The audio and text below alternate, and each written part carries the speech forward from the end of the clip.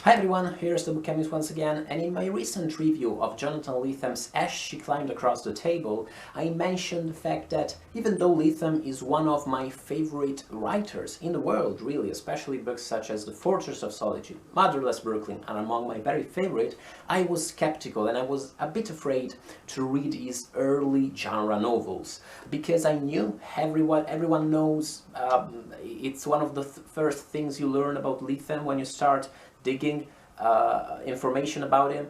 Everyone knows that he's so heavily influenced by the work of Philip K. Dick, classic master of science fiction from the new wave, from the 60s, 70s. And I personally have a sort of love-hate relationship with Philip Dick.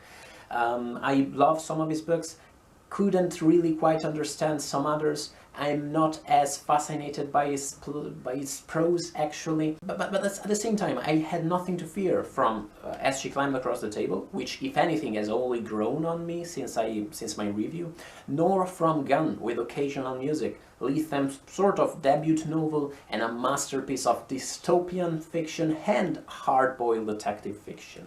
Amnesia Moon probably is the most Dickensian of his early novels, at least of the ones I've read so far. It reminded me a lot of Ubik. It is probably the best fan fiction, and I say that in the best of way, in Chapman's conception of the term, as in fiction inspired by the works of someone you loved.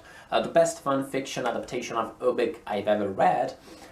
It also reminded me, especially in some parts of it, of Dr. Blood Money, Dr. Blood Money, post-apocalyptic novel by Philip Dick, and also, especially in its earliest chapters, of the post-apocalyptic fictions of J.G. Ballard, which, offers you a description of these new worlds and of these bizarre realities, but most notably offers lots of psychological insight into the way these new realities and these terrible nightmarish worlds alter the way people think and the way people behave in groups. At the same time, to call Amnesia Moon a post-apocalyptic novel, and at least my edition sells this book and offers it as 100% a post-apocalyptic novel, is sort of confusing.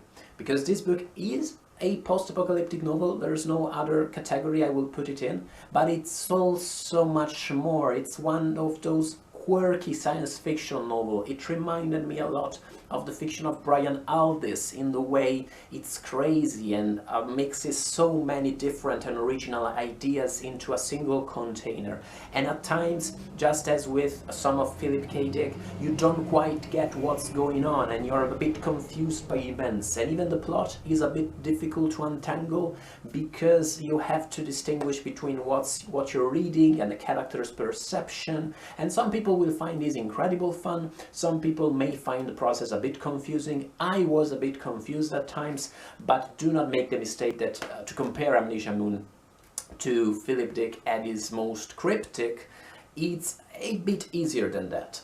If we want to draw another comparison to Ubik, it's probably easier to understand what's going on at any point in Amnesia Moon than it was, with me at least, with Philip Dick's Ubik. There are lots of possible ways to define this book, to try and give you an idea of how the experience is. My edition compares it to Mad Max meets The Wizard of Oz, and that's a way, that's a possibility. It does give you kind of an idea of what a novel this is.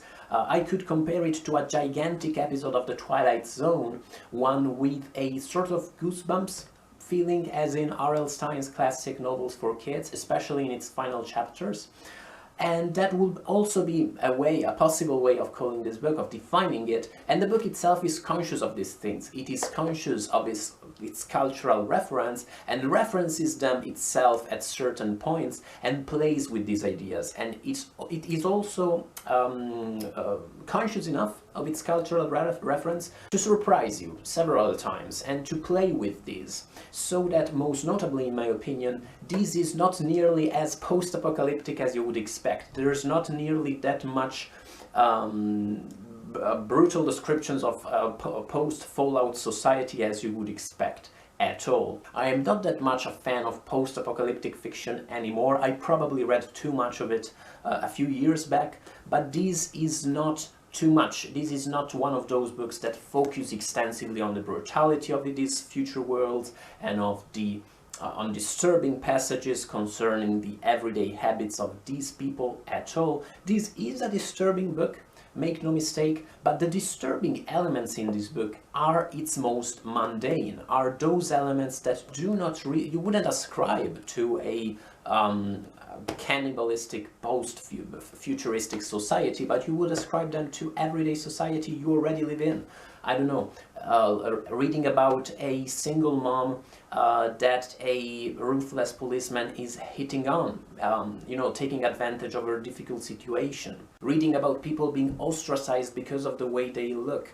It's one of the genius things about this type of fiction, about Amnesia Moon, about Brian Aldiss science fiction. The fact that for all that they describe these bizarre futures, these colorful new realities painted in psychedelic colors, where sometimes it's difficult even to conceive what's going on, for all of that, those things, you get these nuggets of human connection and human interaction and these very recognizable moments of interaction between characters that make you go, yeah, I know how that feels.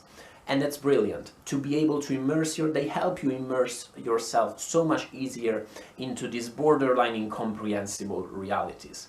At the same time, the borderline incomprehensible realities do serve a narrative purpose and help you to reflect on several important and hefty philosophical themes. In Amnesia Moon in particular, the theme of the self is at the heart of this book, the idea of what exactly makes you yourself. Is it your memories? Is it your action? Is it your past self? Does it make sense to model yourself and your actions on your perception of your past self, considering that it's probably deformed and that you probably have quite no idea how you actually were in the past? Not just because of the bizarre event at the heart of the book, but because of the way humans think and evolve and grow. Who knows? But these are the questions at the heart of the book. One thing I should mention concerning this idea of self is that one of the ways in which the book problematizes this concept is by giving characters, especially the main character, but not only, several names, and these names are often Pynchonian and bizarre and weird, in an interesting way, but I also found at the same time that they were okay. Occasionally they made it a bit hard to follow the action and to understand who was doing what or who was speaking at any point. And since the book is already pretty complicated enough when it comes to understanding how this world works, that sort of added to the general confusion of the thing. It's not that I was lost that often in this book, and I'm sure you won't be, but it's still not the easiest of reads. That's what I want to say. Is it worth it though at the end of the day, this effort? Sure, it absolutely is. I personally do think that Gun with Occasional Music and As She Climbed Across the Table, the other early Lethem novels I reviewed recently, are both small masterpieces, really. I'd say that. Gun with Occasional Music is very much a full-fledged novel, and it's beautiful on a page-by-page basis. The dialogue is brilliant, the action never stops. As She Climbed Across the Table has much more the feeling of a short story, a long short story, but there too everything is perfect and the economy of the whole thing is brilliant. Amnesia Moon is much more messy, it's much messier, it's much more complicated. Some passages are going to, I wouldn't say it's perfect on a page-by-page level at all, but at the same time it's also probably the most ambitious of the three. It may, in a bizarre way, also be the most unforgettable. By all means, if you're a fan of weird science fiction, if Brian Aldiss or Philip Dick are familiar to you, you have to check out this book. Or if you are a Lethem fan, or if you're looking for some real crazy fiction. Let me know what you think about Amnesia Moon and about the other books I mentioned in this review. In a second, I'm going to put links to my reviews of As She Climbed Across the Table, Gun with Occasional Music. As She Climbed in particular is a book I would recommend to anybody. Amazing science fiction novel. And thank you for watching as always, guys. I will see you in our next video. Bye, guys.